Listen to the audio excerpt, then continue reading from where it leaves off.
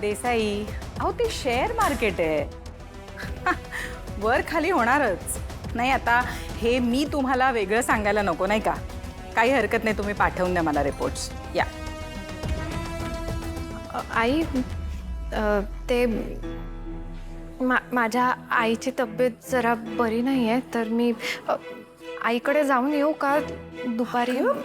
राधिका, यात विचारायचं काय आहे? काय झालं आणि आईला? जा जा, तू जाऊन आईला बघून ये. आणि मी कधी नाही म्हटलंय का तुला अशा वेळेला? विचारत जाऊ नकोस, जा तू. हॅलो. काय करू? फोन करू आईला? तसं दादा म्हणाला होता तो बोलेल तिच्याशी, पण आय थिंक मी एकदा सगळं क्लिअर सांगायला हवं मी कुठे आहे ते. तसं साधना मावशी पण बोलल्या होत्या की आईला नंतर कळलं तर गैरसमज होईल म्हणून. ती माझ्यावर रागवली तरी मी समजावून सांगेन, पण आधीच कमळीबद्दल गैरसमज आहेत ते अजून वाढायला नको. सांगतोच आईला.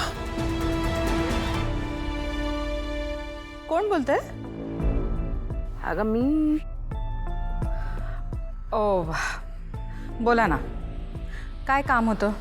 नाही म्हणजे हे विचारायचं होतं की काही पाहिलंय की नाही पाहिलंय. तुम्ही जरा स्पष्ट बोललात ना तर आपल्या दोघींचाही वेळ वाचेल. तर स्पष्ट बोलायचं म्हणजे काय, मी खरं तुला तेच सांगणार होते की तू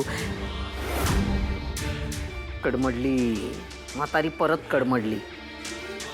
आता हिला कसं सांगू? हे बघा, तुम्हाला जे काही बोलायचं असेल ना ते प्लीज जरा स्पष्ट बोला. काय आहे, तुम्ही टाइमपास करायला फोन केला असेल ना तर माझ्याकडे वेळ नाही आहे.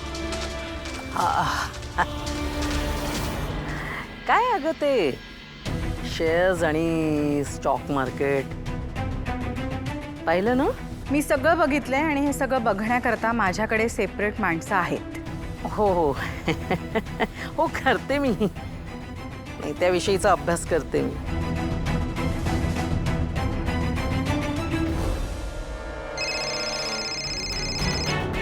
हा बोल ऋषी. आई कोणाशी बोलतेय? तिचा फोन बिझी लागतोय. काय ऋषी, तू आईला का फोन केला होतास? आय मीन तू आईला फोन केला होतास का? हो ऑफकोर्स, मला बोलायचं होतं तिच्याशी. बरं बाय द वे, तुला सांगितलं होतं मी तिच्याशी बोल म्हणून. बोललास का तू? काय बोलणं झालंय तुमचं? ऋषी, अरे बाबा मी बोललोय ना आईशी आणि ती ओके. हे बघ, मी तिला सांगितलंय की तू मित्रांबरोबर फॉरेन ट्रिपला गेलायस. काय तू वेडायस का रे जरा? मी तुला सांगितलं होतं खरं काय ते सांग म्हणून. खोटं कशाला बोललास? तू जरा दे तिला फोन, मी सांगतो तिला. आता हा माझ्या प्लॅनची वाट लावतोय बहुतेक. वा ऋषी वा. नाही म्हणजे मी तुझ्यासाठी आईशी खोटं बोलतोय आणि तू मलाच अडकव. हे बघ, मी योग्य वेळ आली की आईशी बोलतो, तोपर्यंत तू काहीही गडबड करू नकोस, कळलं? बरं ठीक आहे, बोल तिच्याशी. खरं काय ते सांग आणि नंतर मला सांग, मग मी बोलीन तिच्याशी, तिला समजावी. अरे ऋषी, आईला खरं सांगायचं तर आहेच, पण मी फक्त योग्य संधीची वाट बघतोय.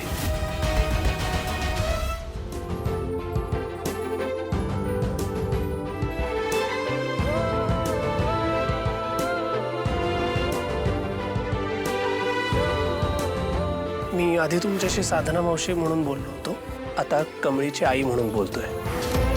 माझं कमळीवरती खूप प्रेम आहे आणि आयुष्यभर मी तिच्यावर असंच प्रेम करत राहील.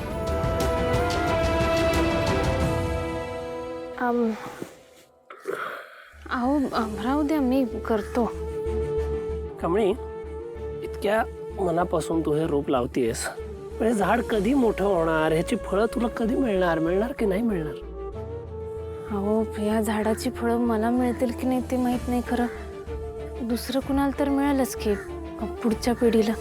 अच्छा, अच्छा, म्हणजे तुला असं म्हणायचंय का की आपले आई वडील, आजी आजोबा आपल्यावरती जे काय संस्कार करतात, आपल्याला लहानाचं मोठं करतात, त्याच्यामुळे समाजाला आणि पुढच्या पिढीला कधीतरी फायदा होईल, असंच म्हणायचंय ना तुला? पण मग आजचं काय?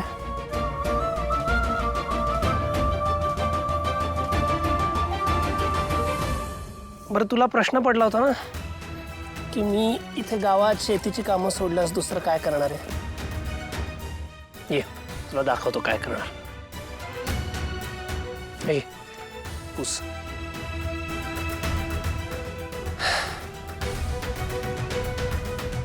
ये ये ये ये.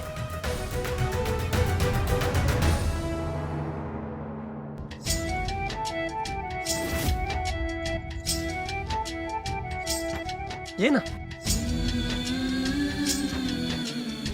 हे करणार आहे मी गावात.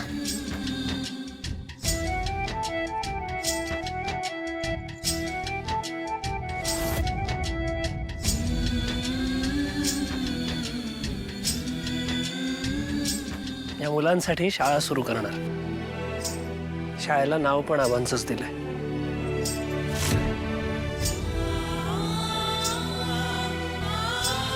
मावशी या ना. तुमच्या हातानेच नारळ फोडू आणि शाळा सुरू करू.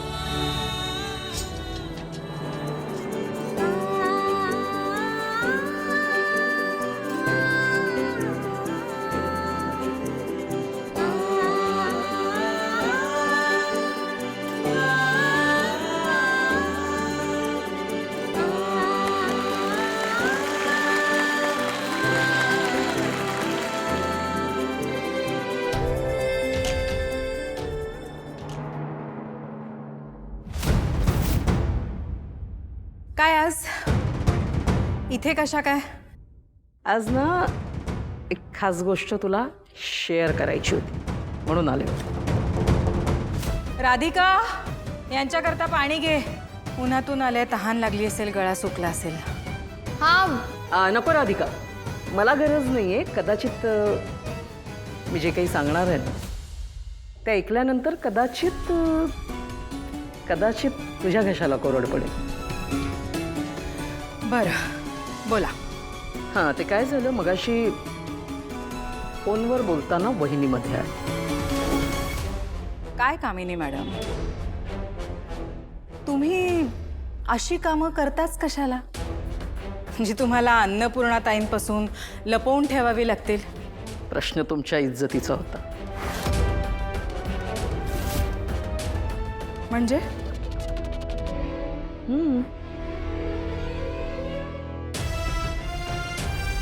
बसायचं. बसा.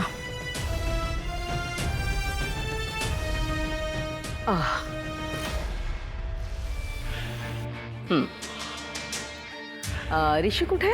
ऋषी बाहेर गेलाय. पण तुम्ही सारखा सारखा मला हाच प्रश्न का विचारताय?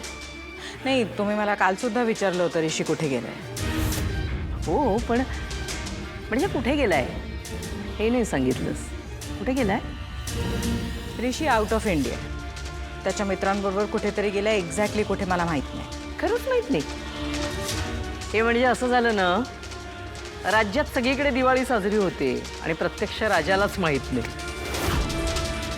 तुम्हाला काय बोलायचं ते जरा स्पष्ट बोलता का? सांगते. माझी नात अनिका, तिने तुला काहीतरी मेसेज पाठवला होता. पाहिलं नाहीस? नाही. बघ ना.